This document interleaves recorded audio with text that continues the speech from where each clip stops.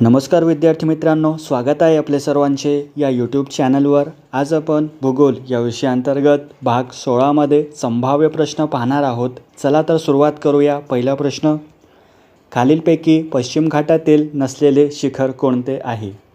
पश्चिम घाट तर अनायमुडी, दोडाबेट्टा आणि मिसापोलिमाला हे तिन्ही जे शिखर आहेत ते पश्चिम घाटातील आहेत। मात्र महेंद्रगिरी हा जो शिखर आहे तो पूर्व घाटातील आहे, अर्थात ओडिशा राज्यामध्ये हा शिखर आहे। पुढे, महाराष्ट्रात प्रमुख डॅश लोहमार्ग जातात। तर महाराष्ट्रातील रेल्वेचे जे जाळे आहेत ते एकूण 6 प्रमुख विभागांमध्ये ते विभागले गेलेले आहेत। उदाहरणार्थ मध्य रेल्वे, पश्चिम रेल्वे, दक्षिण मध्य रेल्वे, दक्षिण पूर्व मध्य रेल्वे, कोकण रेल्वे आणि दक्षिण पश्चिम रेल्वे, अशा प्रकारे 6 विभागांमध्ये ते विभागले गेले आहे। पुढे, गायमुख झरा डॅश जिल्ह्यात आहे। गायमुख हे प्रसिद्ध तीर्थक्षेत्र आणि नैसर्गिक झरा हा भंडारा जिल्ह्यातील साकोली तालुक्यामध्ये आहे, म्हणून पर्याय क्रमांक 2 भंडारा हा योग्य उत्तर आहे। पुढे, नंतगकी राष्ट्रीय उद्यान खालीलपैकी कोणत्या राज्यात आहे? नंतगकी राष्ट्रीय उद्यान भारतातील नागालँड जिल्ह्यामध्ये आहे, राज्यामध्ये आहे, नागालँड राज्य। तर मित्रांनो, नागालँड हे राज्यातील पॅरेन जिल्हा जो आहे तिथे ब्रिटिशांनी हे स्थापन केले होते, हा नतगंगी राष्ट्रीय उद्यान। पुढे, कोल्हापुरातून कोणती नदी वाहते? कोल्हापूर तर तेथे जी नदी आहे ती आहे पंचगंगा नदी। कोल्हापूर शहर पंचगंगा नदीच्या काठावर वसलेले आहे। पंचगंगा अर्थात 5 नद्यांचा संगम कोल्हापूरमध्ये करवीर तालुक्यामध्ये होतो। पुढे, पानशेत धरण पुण्याच्या कोणत्या तालुक्यामध्ये आहे? पानशेत धरण ज्याच्या जलाशयाला तानाजी सागर असं म्हणतात ते पानशेत धरण ते पुणे जिल्ह्यातील वेल्हे तालुक्यामध्ये आहे। पर्याय क्रमांक 4 योग्य उत्तर होईल। पुढे, कोणत्या व्याघ्र प्रकल्पात वीज निर्मितीसाठी पवनचक्की बसवली आहे? तर वीज निर्मितीसाठी पवनचक्की बसविले जाणारे पहिले व्याघ्र प्रकल्प आहे पेरियार व्याघ्र प्रकल्प। केरळमधील थेक्कडी येथील पेरियार व्याघ्र प्रकल्प हा जंगलात वीज निर्मितीसाठी पवनचक्की बसवणारा भारतातील पहिला व्याघ्र प्रकल्प हा ठरलेला आहे। पुढे, खालीलपैकी गोदावरी नदीची उपनदी कोणती? तर दिलेल्या पर्यायापैकी जी दारणा नदी आहे ती गोदावरी नदीची उजव्या बाजूची उपनदी आहे। हिचा उगम नाशिक जिल्ह्यातील इगतपुरी जवळ सह्याद्रीत होतो। दारणा नदी जी गोदावरी नदीची उपनदी आहे। ज्या प्रकारे इंद्रायणी नदी ही भीमा नदीची उपनदी आहे, वारणा नदी ही कृष्णा नदीची उपनदी आहे आणि वेण्णा नदी हे सुद्धा कृष्णा नदीची उपनदी आहे। पुढे, नवीन राष्ट्रीय महामार्ग वर्गीकरणानुसार आग्रा ते कोलकाता या शहरांना जोडणारा महामार्ग कोणता आहे? तर राष्ट्रीय महामार्ग क्रमांक आहे तो 19, पर्याय क्रमांक 2 योग्य उत्तर होईल। आग्रा ते कोलकाता या 2 शहरांना जोडला जाणारा हा नवीन राष्ट्रीय महामार्ग। पुढे, भारतात बॉक्साईटचा सर्वात मोठा साठा कुठे सापडतो? तर मित्रांनो, तो सापडतो ओडिशा राज्यामध्ये। पर्याय क्रमांक 4 योग्य उत्तर होईल। संपूर्ण भारताच्या एकूण उत्पादनांपैकी 50% पेक्षा जास्त बॉक्साईट एकट्या ओडिशा राज्यामध्ये सापडते। बॉक्साईट मित्रांनो ते हेच धातू आहे बॉक्साईट जे ॲल्युमिनियममध्ये ते मुख्य खनिज आहे। आणि यामध्ये जो दुसऱ्या क्रमांकावर राज्य आहे तो आहे गुजरात।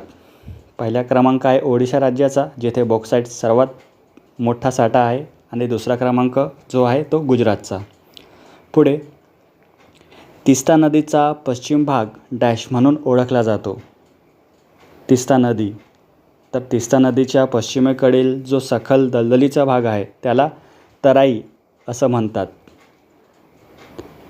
आणि याच्या उलट जो आहे जो पूर्वेकडील भाग आहे त्याला डोअर्स असं म्हटलं जातं, कारण तो जो तराई भाग आहे तो घनदाट जंगल आणि दलदलीने ते व्यापलेला आहे, म्हणून त्याला तराई असं म्हणतात, जो की तेस्ता नदीचा पश्चिम भाग आहे. पुढे जादूगडा खाणी कशासाठी प्रसिद्ध आहे? जादूगडा खाणी तेथे युरेनियमचे साठे आहेत. पर्याय क्रमांक 2 योग्य उत्तर होईल युरेनियमचे साठे. ही खाण झारखंड राज्यातील पूर्व सिंगभूम जिल्ह्यात आहेत. पुढे डहाणू हा किनारा महाराष्ट्रात डॅश या जिल्ह्यात आहे. डहाणू, तर हा जो किनारा आहे तो आहे पालघर जिल्ह्यामध्ये. मित्रांनो, 2014मध्ये ठाणे जिल्ह्याचे विभाजन होऊन पालघर हा नवीन जिल्हा अस्तित्वात आल्यानंतर डहाणू हा आता पालघर जिल्ह्याचा भाग आहे. पुढे सरयू नदीच्या काठी वसलेले कोणते शहर वसलेले आहे? सरयू नदी, जे की उत्तर प्रदेशमधून वाहते, ती सरयू नदी. तर त्याच्या काठी जे वसलेले शहर आहे ते आहे अयोध्या. अयोध्याचं शहराचं जुनं नाव आहे फैजाबाद. 2018मध्ये त्याचं नामांतरण करण्यात आलेलं आहे अयोध्या या नावाने. सरयू नदी ही उपनदी आहे शारदा नदीची, म्हणून पर्याय क्रमांक 1 अयोध्या हा योग्य उत्तर आहे. पुढे कुडनकुलम अणुऊर्जा प्रकल्प डॅश येथे स्थित आहे. कुडनकुलम हा जो अणुऊर्जा प्रकल्प आहे तो आहे तामिळनाडूमध्ये. पर्याय क्रमांक 3 योग्य उत्तर आहे. तामिळनाडू राज्यातील तिरुनेवेली या जिल्ह्यामध्ये ते कुडनकुलम येथे स्थित आहे. हा भारतातील सर्वात मोठा अणुऊर्जा प्रकल्प आहे. पुढे कृष्णा नदीच्या उपनद्यांचा उत्तरेकडून दक्षिणेकडे असा क्रम लावा. तर मित्रांनो, इथे जो पहिला क्रम येईल तो सर्वात उत्तरेला जो नदी आहे ती आहे कोयना नदी. त्यानंतर आहे वारणा नदी, जे की कोयनाच्या दक्षिणेला आहे, आणि वारणा नदीच्या दक्षिणेला आहे दूधगंगा नदी, आणि घटप्रभा नदी जी आहे ती सर्वात दक्षिणेला आहे. अर्थात ते कर्नाटक राज्यातून मुख्यतः ते वाहते, म्हणून आपला योग्य क्रम होईल 2, 4, 1, 3. अर्थात पर्याय क्रमांक 1 आपला योग्य उत्तर होईल. कृष्णा नदीचा उपनद्यांचा उत्तरेकडून दक्षिणेकडे असा क्रम. पुढे माणिकडोह धरणाच्या जलाशयास डॅश या नावाने ओळखले जाते. माणिकडोह धरण पुणे जिल्ह्यातील जुन्नर तालुक्यात कुकळी नदीवर हे धरण बांधलेले आहेत, माणिकडोह धरण, आणि त्याच्या जलाशयास म्हटलं जातं शहाजी सागर. पर्याय क्रमांक 3 योग्य उत्तर आहे. ज्या प्रकारे शिवसागर हे कोयना धरणाच्या जलाशयास म्हणतात सातारा जिल्ह्यामध्ये, आणि येसाजी कंकसागर हे भाटगड धरणाच्या जलाशयास म्हणतात, हा पुणे जिल्ह्यामधला आहे. आणि आर्थर सागर किंवा आर्थर लेक हा तर भंडारदरा धरण, जे की अहिल्यानगरमध्ये आहे. म्हणून पर्याय क्रमांक 3 हाच आपला योग्य उत्तर होईल. माणिकडोह धरणाच्या जलाशयास शहाजी सागर असं म्हणतात. पुढे